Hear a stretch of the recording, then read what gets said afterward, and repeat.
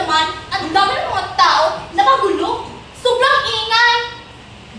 Tama din, Eden. Hindi mo ba titingnan yung daanan? Palihasa, magmanghay mga angel. Hindi ba kayo nagbibigay ng galang sa akin?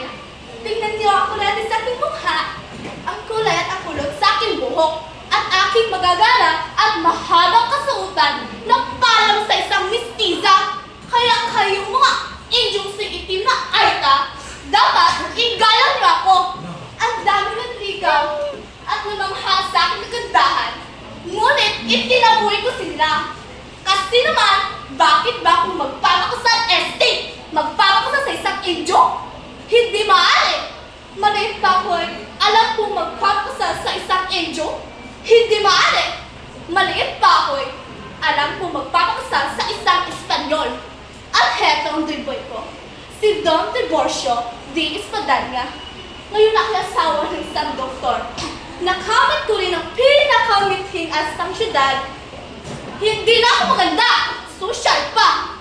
Isang araw, nakadaan kami sa tapat ng bahay na dunya konsolasyon. Abay, bigla mo na sumimangot at dumula sa harap ko. Napakawalang mulo, kihoro, kinamalida, akala niya kung sino siya para naman sa harap ko. No se puede. Ako, ang tunay ng Espanyol.